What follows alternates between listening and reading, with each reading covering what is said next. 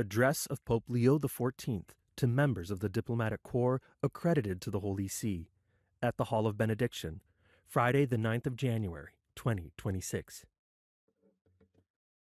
Your Eminence, Your Excellencies, distinguished members of the Diplomatic Corps, ladies and gentlemen.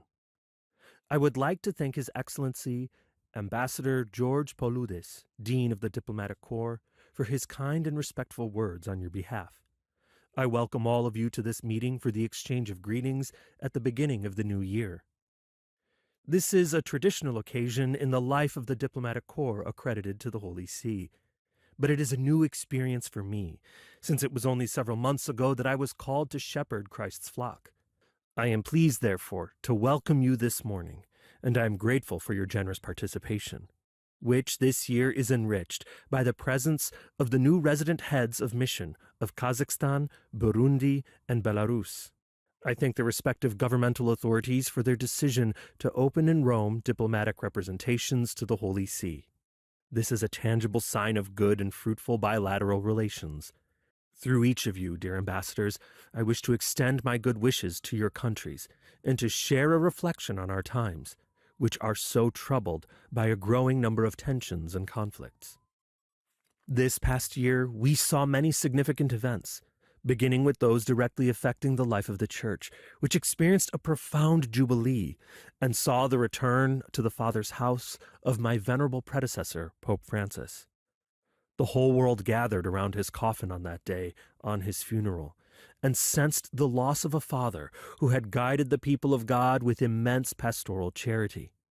A few days ago, we closed the last holy door, that of St. Peter's Basilica, which Pope Francis himself had opened on Christmas night in 2024. During the Holy Year, millions of pilgrims flocked to Rome to make their Jubilee pilgrimage. Each person brought his or her own experiences, questions, and joys, as well as pains and wounds, to pass through the holy doors, which are symbols of Christ himself, our heavenly physician. By coming in the flesh, he took upon himself our humanity in order to make us partakers of his divine life, as we contemplated in the recent celebration of Christmas.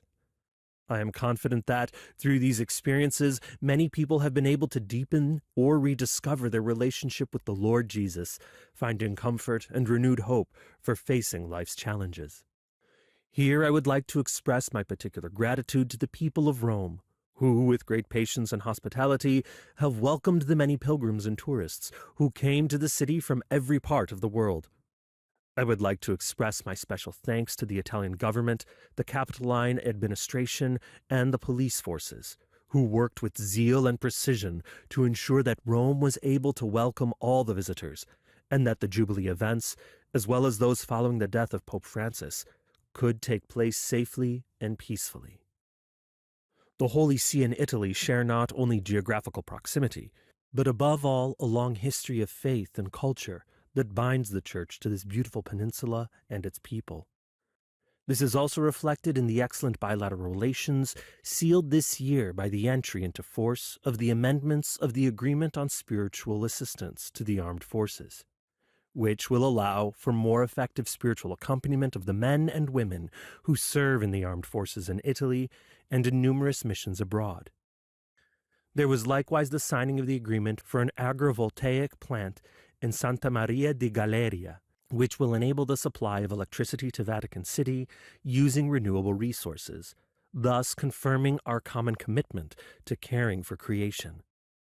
I am also grateful for the visits that I received from the senior government officials at the beginning of my pontificate, and for the exquisite hospitality shown to me at the Quirinale Palace by the President of the Republic, to whom I wish to extend my cordial and appreciative greetings.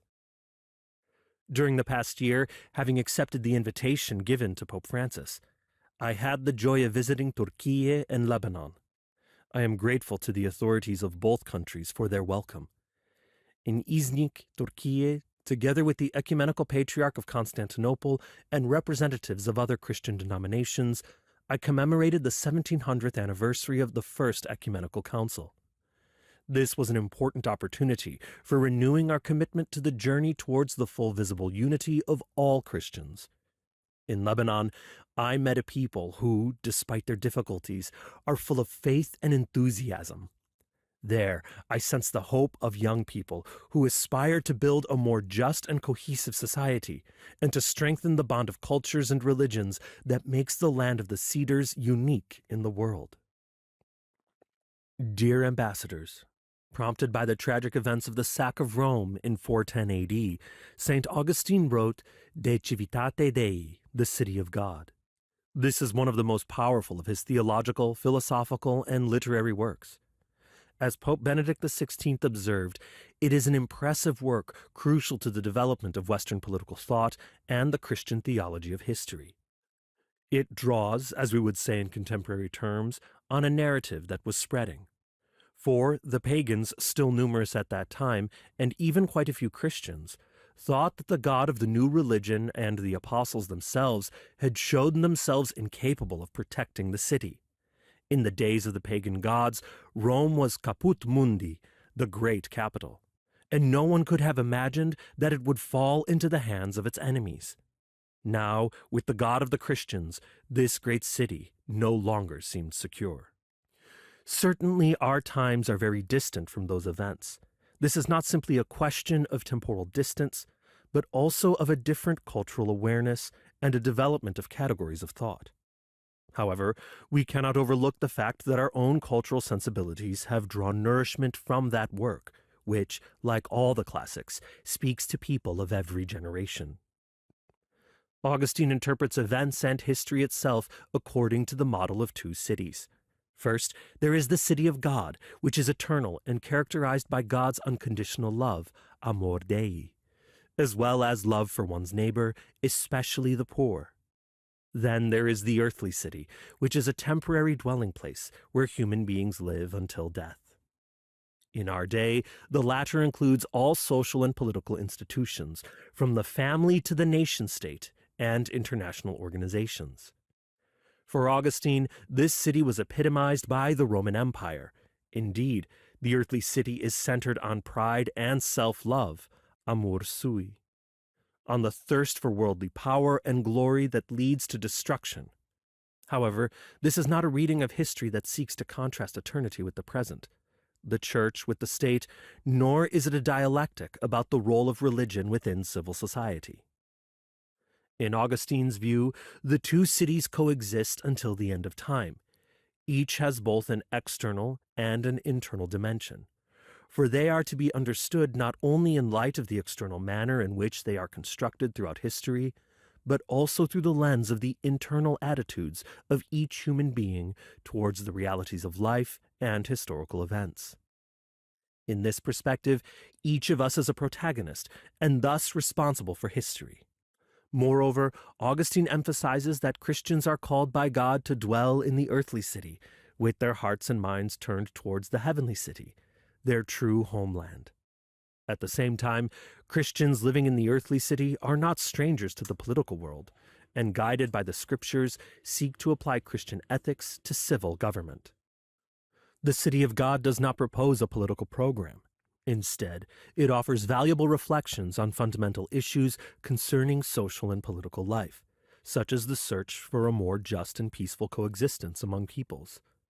Augustine also warns of the grave dangers to political life arising from false representations of history, excessive nationalism, and the distortion of the ideal of the political leader. Although the context in which we live today is different from that of the 5th century, some similarities remain highly relevant. We are now, as then, in an era of widespread migratory movements. As then, we are living at a time of profound readjustment of geopolitical balances and cultural paradigms. As then, we are, in Pope Francis's well-known expression, not in an era of change, but in a change of era. In our time, the weakness of multilateralism is a particular cause for concern at the international level. A diplomacy that promotes dialogue and seeks consensus among all parties is being replaced by a diplomacy based on force, by either individuals or groups of allies. War is back in vogue, and zeal for war is spreading.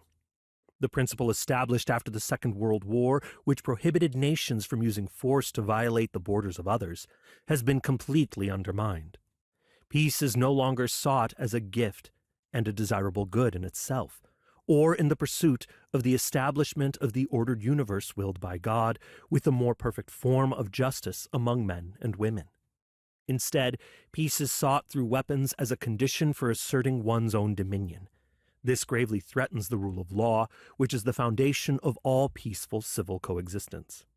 Furthermore, as St. Augustine notes, there is no one who does not wish to have peace, for even those who make war desire nothing but victory. They desire, that is to say, to attain a peace with glory. For what else is victory than the conquest of those who resist us? And when this is done, there is peace. For even those who intentionally interrupt the peace in which they are living have no hatred of peace, but only wish it changed into a peace that suits them better. They do not, therefore, wish to have no peace, but only the peace that they desire. It was precisely this attitude that led humanity into the tragedy of the Second World War. From those ashes, the United Nations was born, whose 80th anniversary was recently celebrated. The UN was established by the determination of 51 nations as the center of multilateral cooperation in order to prevent future global catastrophes, for safeguarding peace, defending fundamental human rights, and promoting sustainable development. I would like to draw particular attention to the importance of international humanitarian law. Compliance with this cannot depend on mere circumstances and military or strategic interests. Humanitarian law, in addition to guaranteeing a minimum of humanity during the ravages of war, is a commitment that states have made. Such law must always prevail over the ambitions of belligerents, in order to mitigate the devastating effects of war, also with a view to reconstruction. We cannot ignore that the destruction of hospitals, energy infrastructure, homes, and places essential to daily life constitutes a serious violation of international humanitarian law. The Holy See firmly reiterates its condemnation of any form of involvement of civilians in military operations. It likewise hopes that the international community will remember that the protection of the principle of the inviolability of human dignity and the sanctity of life always counts for more than any mere national interest. With this in mind, the United Nations has mediated conflicts, promoted development, and helped states protect human rights and fundamental freedoms. In a world facing complex challenges such as geopolitical tensions, inequalities, and climate crises, the UN should play a key role in fostering dialogue and humanitarian support, helping to build a more just future. Efforts are therefore needed to ensure that the United Nations not only reflects the situation of today's world rather than that of the post-war period, but that it is also more focused and efficient in pursuing policies aimed at the unity of the human family instead of ideologies. The purpose of multilateralism, then, is to provide a place where people can meet and talk, modeled on the ancient Roman Forum or the medieval square. At the same time, in order to engage in dialogue, there needs to be agreement on the words and concepts that are used. Rediscovering the meaning of words is perhaps one of the primary challenges of our time. When words lose their connection to reality, and reality itself becomes debatable and ultimately incommunicable, we become like the two people to whom St. Augustine refers, who are forced to stay together without either of them knowing the other's language. He observes that dumb animals, even those of different species, understand each other more easily than these two individuals. For even though they are both human beings, their common nature is no help to friendliness when they are prevented by diversity of language from conveying their sentiments to one another, so that a man would more readily converse with his dog than with a foreigner. Today, the meaning of words is ever more fluid, and the concepts they represent are increasingly ambiguous. Language is no longer the preferred means by which human beings come to know and encounter one another. Moreover, in the contortions of semantic ambiguity, language is becoming more and more a weapon with which to deceive or to strike and defend opponents. We need words once again to express distinct and clear realities unequivocally. Only in this way can authentic dialogue resume without misunderstandings. This should happen in our homes and public spaces, in politics, in the media, and on social media. It should likewise occur in the context of international relations and multilateralism, so that the latter can regain the strength needed for undertaking its role of encounter and mediation. This is indeed necessary for preventing conflicts and for ensuring that no one is tempted to prevail over others with the mindset of force, whether verbally, physically, or militarily. We should also note the paradox that this weakening of language is often invoked in the name of freedom of expression itself. However, on closer inspection, the opposite is true, for freedom of speech and expression is guaranteed precisely by the certainty of language, and the fact that every term is anchored in the truth. It is painful to see how, especially in the West, the space for genuine freedom of expression is rapidly shrinking. At the same time, a new Orwellian-style language is developing, which, in an attempt to be increasingly inclusive, ends up excluding those who do not conform to the ideologies that are fueling it. Unfortunately, this leads to other consequences that end up restricting fundamental human rights, starting with the freedom of conscience. In this regard, conscientious objection allows individuals to refuse legal or professional obligations that conflict with moral, ethical, or religious principles deeply rooted in their personal lives. This may be the refusal of military service in the name of nonviolence, or the refusal, on the part of doctors and healthcare professionals, to engage in practices such as abortion or euthanasia. Conscientious objection is not rebellion, but an act of fidelity to oneself. At this moment in history, freedom of conscience seems increasingly to be questioned by states, even those that claim to be based on democracy and human rights. This freedom, however, establishes a balance between the collective interest and individual dignity. It also emphasizes that a truly free society does not impose uniformity, but protects the diversity of consciences, preventing authoritarian tendencies and promoting an ethical dialogue that enriches the social fabric. In a similar way, religious freedom risks being curtailed. As Benedict XVI recalled, this is the first of all human rights, because it expresses the most fundamental reality of the person. The most recent data show that violations of religious freedom are on the rise, and that 64% of the world's population suffers serious violations of this right.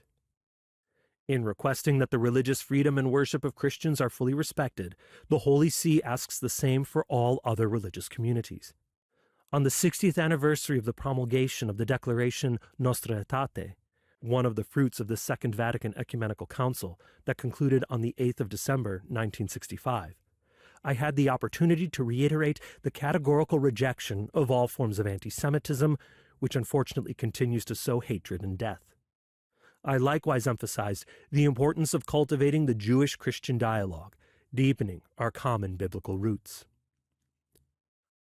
On that same commemorative occasion, the meeting with representatives of other religions allowed me to renew my appreciation for the progress made in recent decades along the path of interreligious dialogue.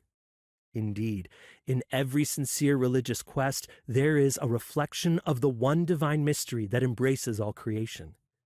In this regard, I ask all the nations to guarantee full freedom of religion and worship to each of their citizens. However, it cannot be overlooked that the persecution of Christians remains one of the most widespread human rights crises today, affecting over 380 million believers worldwide. They suffer high or extreme levels of discrimination, violence, and oppression because of their faith. This phenomenon impinges on approximately 1 in 7 Christians globally, and it worsened in 2025 due to ongoing conflicts, authoritarian regimes, and religious extremism. Sadly, all of this demonstrates that religious freedom is considered in many contexts more as a privilege or concession than a fundamental human right. Here, I would especially call to mind the many victims of violence, including religiously motivated violence in Bangladesh, in the Sahel region in Nigeria, as well as those of the serious terrorist attack last June on the parish of St. Elias in Damascus. Nor do I forget the victims of jihadist violence in Cabo Delgado, Mozambique. At the same time, we must not forget a subtle form of religious discrimination against Christians, which is spreading even in countries where they are the majority, such as in Europe or the Americas. There, they are sometimes restricted in their ability to proclaim the truths of the gospel for political or ideological reasons, especially when they defend the dignity of the weakest, the unborn, refugees and migrants, or promote the family. In its international relations and actions, the Holy See consistently takes a stand in defense of the inalienable dignity of every person. It cannot be overlooked, for example, that every migrant is a person, and as such has inalienable rights that must be respected in every situation. Not all migrants move by choice, but many are forced to flee because of violence, persecution, conflict, and even the effects of climate change, as in various parts of Africa and Asia. In this year, which also marks the 75th anniversary of the International Organization for Migration, I renew the Holy See's hope that the actions taken by states against criminality and human trafficking will not become a pretext for undermining the dignity of migrants and refugees. The same considerations apply to prisoners, who can never be reduced to the crimes they have committed. On this occasion, I wish to express my heartfelt gratitude to the governments that have responded positively to my venerable predecessor's appeal for gestures of clemency during the Jubilee year. It is my hope that the spirit of the Jubilee will permanently and structurally inspire the administration of justice, so that penalties are proportionate to the crimes committed, dignified conditions are guaranteed for prisoners, and above all, efforts are made to abolish the death penalty, a measure that destroys all hope of forgiveness and renewal. Nor can we forget the suffering of so many prisoners held for political reasons in many countries. Furthermore, from a Christian perspective, human beings are created in the image and likeness of God, who, by calling them into existence out of love, has at the same time called them to love. This vocation is revealed in a privileged and unique way within the family. It is in this context that we learn to love and foster the capacity to serve life, thus contributing to the development of society and the Church's mission. Despite its centrality, the institution of the family faces two crucial challenges today. On the one hand, there is a worrying tendency in the international system to neglect and underestimate its fundamental social role, leading to its progressive institutional marginalization. On the other hand, we cannot ignore the growing and painful reality of fragile, broken, and suffering families, afflicted by internal difficulties and disturbing phenomena, including domestic violence. The vocation to love and to life, which manifests itself in an important way in the exclusive and indissoluble union between a woman and a man, implies a fundamental ethical imperative for enabling families to welcome and fully care for unborn life.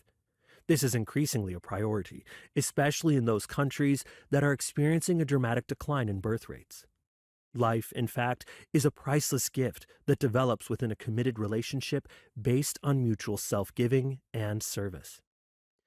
In light of this profound vision of life as a gift to be cherished and of the family as its responsible guardian, we categorically reject any practice that denies or exploits the origin of life and its development. Among these is abortion, which cuts short a growing life and refuses to welcome the gift of life. In this regard, the Holy See expresses deep concern about projects aimed at financing cross-border mobility for the purpose of accessing the so-called right to a safe abortion. It also considers it deplorable that public resources are allocated to suppress life rather than being invested to support mothers and families. The primary objective must remain the protection of every unborn child and the effective and concrete support of every woman so that she is able to welcome life. Likewise, there is the practice of surrogacy. By transforming gestation into a negotiable service, this violates the dignity both of the child, who is reduced to a product, and of the mother, exploiting her body and generative processes, and distorting the original relational calling of the family. Similar considerations can be extended to the sick and to those who are elderly or isolated, who at times struggle to find a reason to continue living. Civil society and states also have a responsibility to respond concretely to situations of vulnerability, offering solutions to human suffering, such as palliative care, and promoting policies of authentic solidarity, rather than encouraging deceptive forms of compassion, such as euthanasia. A comparable reflection can be made concerning the many young people who are forced to confront numerous hardships, including drug addiction. In order to prevent millions of young people around the world from falling victim to substance abuse, concerted efforts are required to eradicate this scourge upon humanity and the drug trafficking that fuels it. Together with these efforts, there must be adequate policies for recovery from addiction, as well as greater investment in human development, education, and the creation of employment opportunities. In light of these challenges, we firmly reiterate that the protection of the right to life constitutes the indispensable foundation of every other human right. A society is healthy and truly progresses only when it safeguards the sanctity of human life and works actively to promote it. The aforementioned considerations lead me to believe that, in the current context, we are seeing an actual short circuit of human rights. The right to freedom of expression, freedom of conscience, religious freedom, and even the right to life are being restricted in the name of other so-called new rights, with the result that the very framework of human rights is losing its vitality and creating space for force and oppression. This occurs when each right becomes self-referential, and especially when it becomes disconnected from reality, nature, and truth. Distinguished ambassadors, while St. Augustine highlights the coexistence of the heavenly and earthly cities until the end of time, our era seems somewhat inclined to deny the city of God its right of citizenship. It seems that only the earthly city exists, enclosed exclusively within its borders. Seeking only imminent goods undermines that tranquility of order, which for Augustine constitutes the very essence of peace, which concerns society and nations as much as the human soul itself, and is essential for any civil coexistence. In the absence of the transcendent and objective foundation, only self-love prevails, to the point of indifference to God, who governs the earthly city. Yet, as Augustine notes, great is the folly of pride in those individuals who think that the supreme good can be found in this life, and that they can become happy by their own resources. Pride obscures both reality itself and our empathy towards others. It is no coincidence that pride is always at the root of every conflict. Consequently, as I recalled in my message for the World Day of Peace, we lose our sense of realism and surrender to a partial and distorted view of the world, disfigured by darkness and fear, thus paving the way for the mentality of confrontation, which is the precursor to every war. We see this in many contexts, starting with the ongoing war in Ukraine and the suffering inflicted on the civilian population. Faced with this tragic situation, the Holy See strongly reiterates the pressing need for an immediate ceasefire and for dialogue motivated by a sincere search for ways leading to peace. I make an urgent appeal to the international community not to waver in its commitment to pursuing just and lasting solutions that will protect the most vulnerable and restore hope to the afflicted peoples. I likewise emphasize the Holy See's full willingness to support any initiative that promotes peace and harmony. At the same time, we see this in the Holy Land, where, despite the truce announced in October, the civilian population continues to endure a serious humanitarian crisis, adding further suffering to that already experienced. The Holy See is especially attentive to any diplomatic initiative that seeks to guarantee to the Palestinians in the Gaza Strip a future of lasting peace and justice in their own land, as well as the entire Palestinian people and the entire Israeli people. In particular, the two-state solution remains the institutional perspective for meeting the legitimate aspirations of both parties. Yet sadly, there has been an increase in violence in the West Bank against the Palestinian civilian population, which has the right to live in peace in its own land. The escalating tensions in the Caribbean Sea and along the American Pacific coast are also a cause for serious concern. I wish to repeat my urgent appeal that peaceful political solutions to the current situation should be sought, keeping in mind the common good of the peoples and not the defense of partisan interests. This pertains in particular to Venezuela in light of recent developments. In this regard, I renew my appeal to respect the will of the Venezuelan people and to safeguard the human and civil rights of all, ensuring a future of stability and concord. To this end, inspiration may be drawn from the example of two of its children, whom I had the joy of canonizing last October, José Gregorio Hernández and Sister Carmen Rendiles.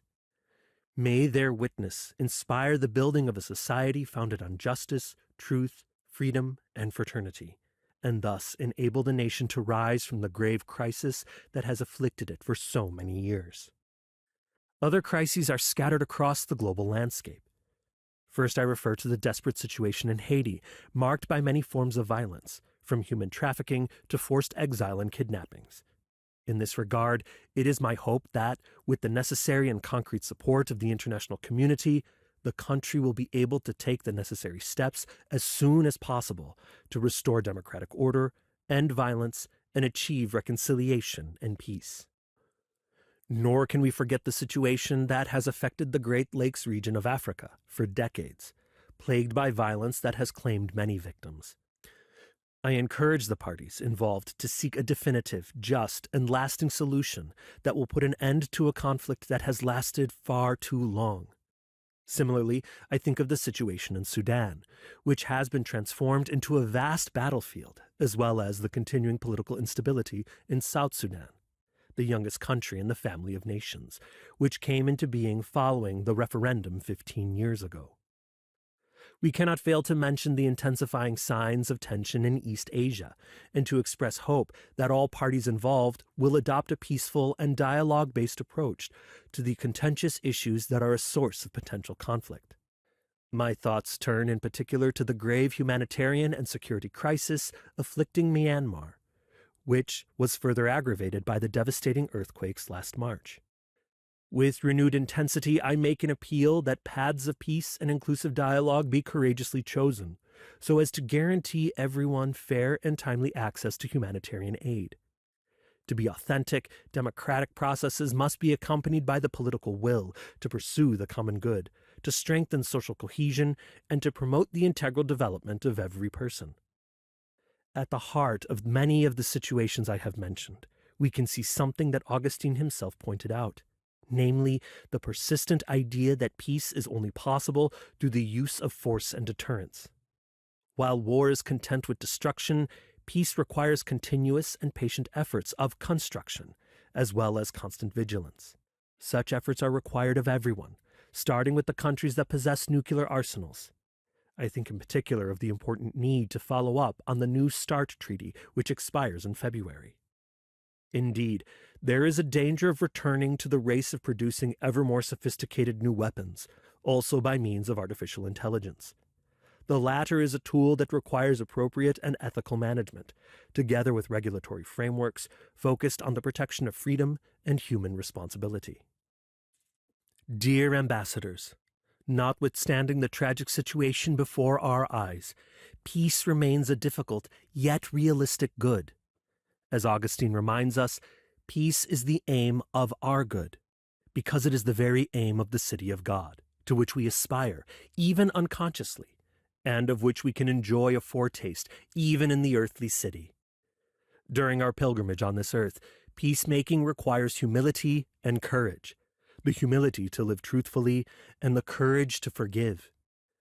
In the Christian life, we see these virtues reflected at Christmas, when truth, the eternal Word of God, becomes humble flesh, and at Easter, when the condemned righteous one forgives his persecutors and grants them his life as the risen one. Moreover, if we look more closely, there is no shortage of signs of courageous hope in our time, and we must constantly support them.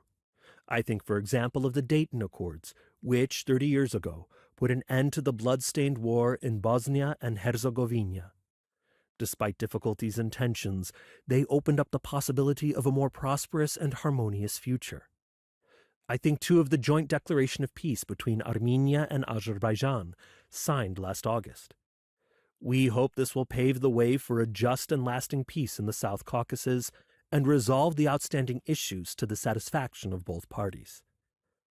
I likewise call to mind the efforts made in recent years by the Vietnamese authorities to improve relations with the Holy See and the conditions in which the Church functions in the country. These are all seeds of peace that need to be cultivated. This coming October will mark the 8th century of the death of St. Francis of Assisi, a man of peace and dialogue, universally recognized even by those who do not belong to the Catholic Church. His life shines brightly, for it was inspired by the courage to live in truth and the knowledge that a peaceful world is built, starting with humble hearts turned towards the heavenly city. A humble and peace-loving heart is what I wish for each of us and for all who dwell in our countries at the beginning of this new year. Thank you. An address to the members of the Diplomatic Corps accredited to the Holy See, given by Pope Leo XIV on the 9th of January, 2026. Copyright the Dicastery for Communication.